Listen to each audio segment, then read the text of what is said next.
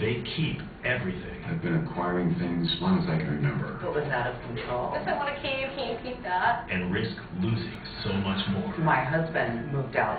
I am threatened with eviction. I'm scared that he's going to completely break down. It's like leading a double life. Hoarders, Monday at 10 on A&E. And now, a sneak peek at the new A&E original series, Hoarders. Outside the home, I mean, I'm very outgoing. I do a lot with my kids. I have to be one way outside of my home, and then I come inside of my home, and reality sets in. Everybody has their issues. Some of them are more visible than others. And my issue was that when the kids were taken, I was in shock. Dave and my son were home. He started towards the door and came up and said, "Dad, there's police in the door."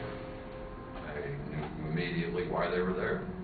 They walked through the house and they basically stated that the kids needed to go somewhere else.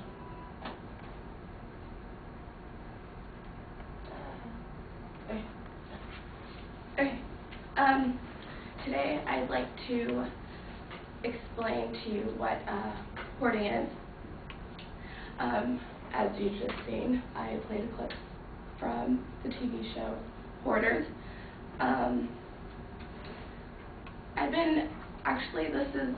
I really like, I'm really interested in this, so that's why I chose this as my talk.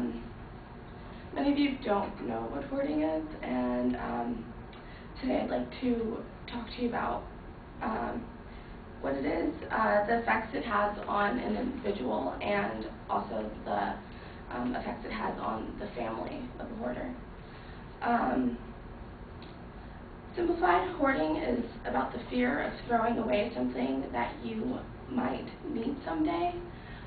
This could be like, actually to hoarders, it's they feel like they need it. Like some hoarders collect Band-Aids and shoes, trash. Some collect, they'll collect like cups or food. Sometimes people collect food. It's really interesting. They feel like it's a part of them, so they can't let it go, you know. Hoarding is found in 18% to 42% of obsessive compulsive disorder patients. But most people who hoard will also exhibit OCD symptoms. Less than 1% of the population hoards. Like I mentioned before, it's really hard for them to let go, so their house will just, over years, it'll build up, and sometimes their homes, they can't even live in them. Their water gets shut off, so they can't shower, they can't,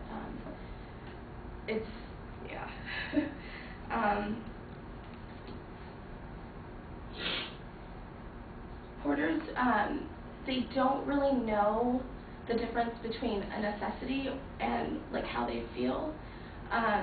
So they'll keep collecting things. Some hoarders are actually not neat, but I was online one day and I was reading up on this guy who collected cans, like beer cans, and he had, his whole garage was filled with cans and in boxes and neatly placed, but it was like, you couldn't even walk in. So yeah, that's what hoarding is. Many hoarders are kind of ashamed, so they don't really go out much, and they're embarrassed because they know that this is wrong, but they can't help it. They can't stop. It can affect their health. Like on the show Hoarders, they like a cleaning crew comes in and helps them like take out all their stuff because it's their house can be condemned. Like they can take their house away and they like they won't be able to live there anymore because it's not livable. Like you just heard the lady, she's going to get her kids taken away, and that's another, you know, the demographic profile, 78% of females hoard, 22% of males hoard, and 37% are in relationships. Last, I'd like to talk to you about how it affects their family. It's really hard to live with a hoarder because it's not something you can actually control or, you know, help them with, or you can help them if you like, get professional help and stuff. But some hoarders don't see that they have a problem.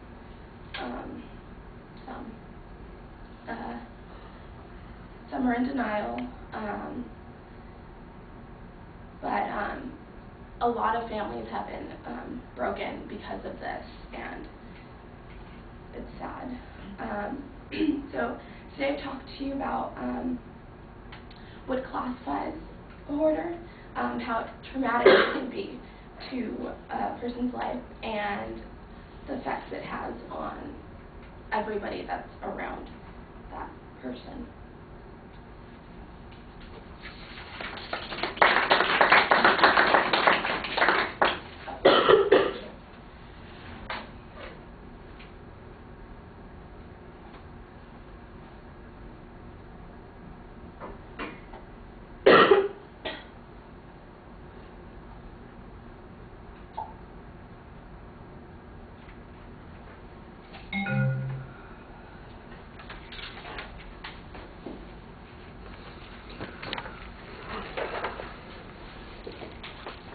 So John, it's you, right, that we're hearing from? Yeah. Oh, great. I thought it was good. The clip at the beginning really got my attention, and I think it connected well. And because, you know, it was interesting. I thought the whole speech was interesting. It seemed like there was like a preview at the beginning, but once the speech started, it kind of seemed like it wasn't clearly sectioned off or whatever. But, I mean, I thought it was good that she showed genuine interest in the subject and stuff, and I thought it was really interesting. Mm-hmm. Well, so far, nobody's heard a speech that they didn't think was interesting. I'm glad to hear that. The attention device, the clip I think is effective, but it's a long clip. It's you spend a minute and a half of your speech running the clip, and we're not hearing from you. So you need something a little bit shorter, either edit it up or just show part of it, get to the topic. If you want to come back to some segment in the clip and use it later on, that wouldn't be a bad idea either. Your topic's very clearly identified. You've got a good, clear thesis statement, so that's good. And I kind of agree with John. I did think that you had a preview of what the content was going to be early on that was very clearly labeled. In the speech itself, I didn't think that you stuck quite as clearly to that structure. There were some good transitions on the second and third points, so that helped a little bit, but in the first section it just seemed like you were wandering around a little bit.